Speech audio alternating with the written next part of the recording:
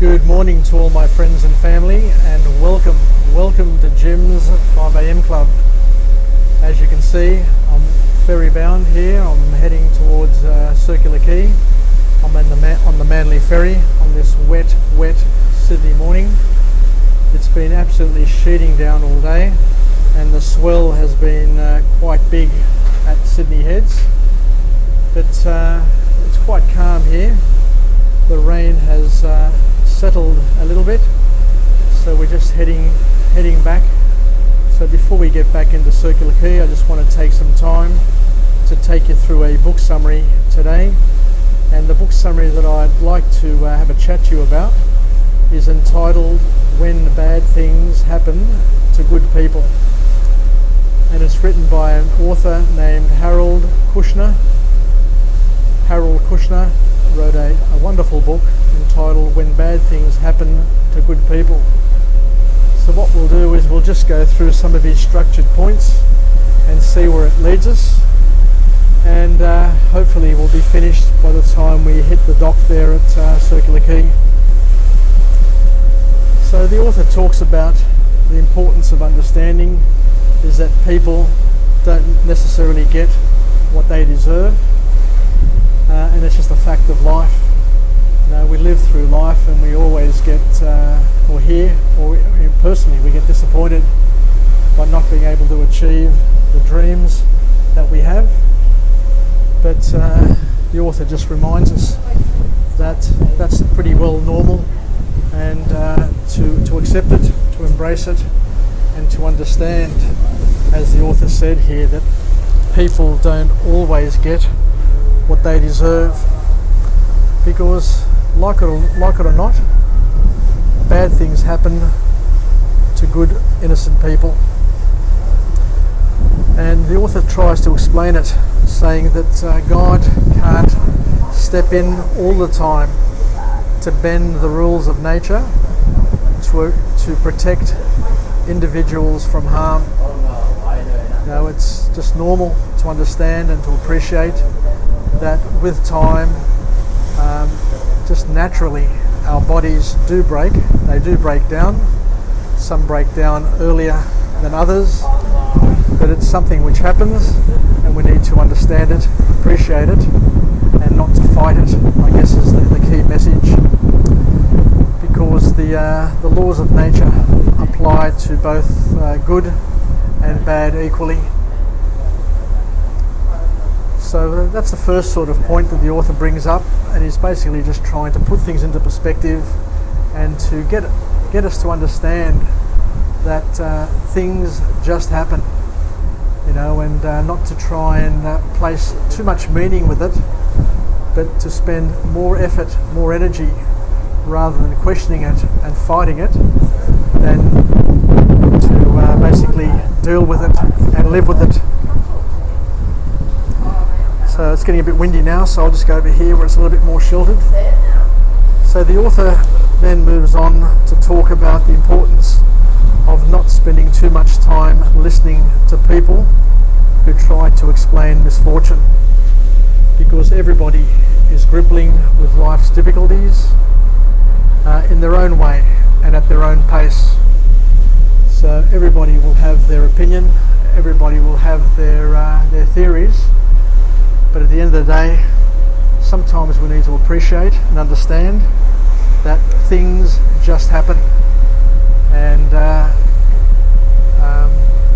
things which are coincidence are not necessarily things that we can apply causation to and to apply logic to, and to say, well, because of A, B and C, D, E and F happened.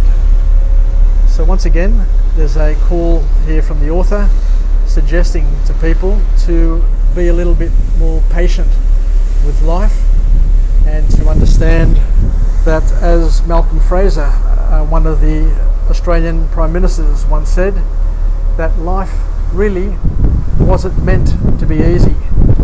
And one of the challenges that a lot of younger people face is that because they're brought up in an environment, a protected environment, where at school they get medals for everything, and their parents keep on telling them that they're the smartest, the best looking, the most successful, person, then they take it upon themselves to think that that is the status quo. But as we know, life deals different cards to different people at different times, and we're called to play those cards as best we can and to make the most of the hand that we have, and to not complain but to be patient, because there'll be other hands and other cards dealt over and over and over again throughout our lives, and we need to learn to surf the good times with the bad times, and to not get carried away with too much negativity and too much thought about what happened to us and why it happened to us, but rather to spend our energy just trying to do whatever we can to make the most of whatever happened. Because the next point, the last point that the author talks about, is that the meaning of pain comes from what you do with it. Now, it's not what happens to you, but what you do with it that matters most. So people in pain need support.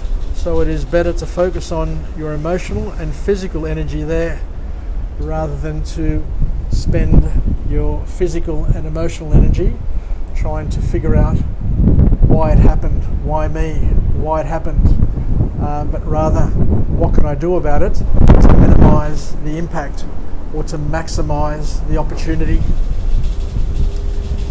Because we need to channel our energy in the right way, and we need to channel it in a way which is going to help us solve the problem, as opposed to exacerbating it and making it more challenging and more difficult for us and for others around us.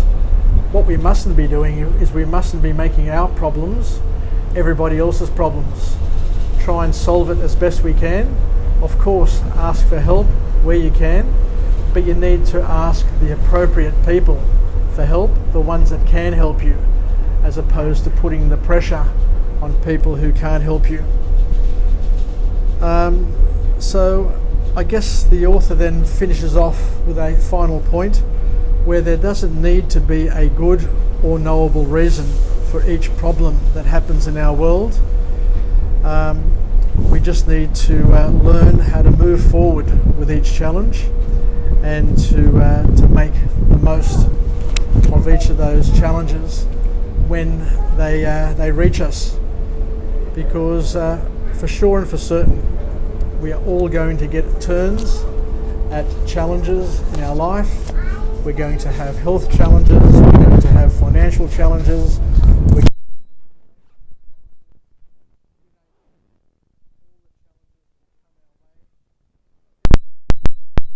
and we need to be ready, willing and able to deal with them, and not to basically sweep them under the carpet or spend too much time worrying about why it happened, but put more energy into how can I fix this right now?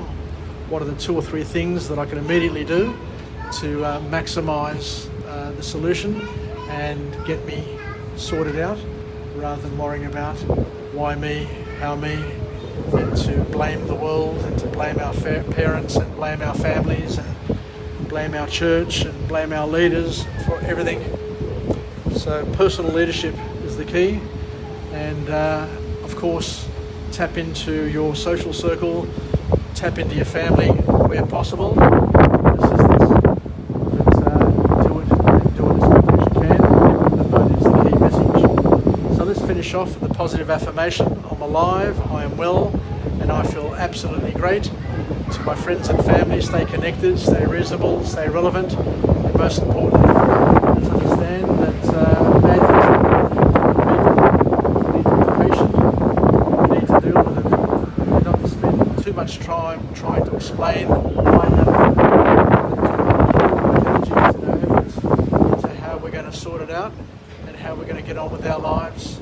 So thank you very much for joining me on Jim's 5am Club on this Saturday morning, where it's been pelting down and it's still raining. So I'll head off home now and spend some time with Paula, spend the weekend indoors probably, and maybe cook up a few meals at home and just enjoy this time that we've got available to us. Take care, everybody. Yassas, and have a wonderful weekend. And I look forward to celebrating with my Greek Orthodox friends Greek Independence Day on the 25th of March, which is Thursday. Zito Eleftheria, and let's make the most of this weekend and make the most of our lives. Yassas, take care. Bye for now.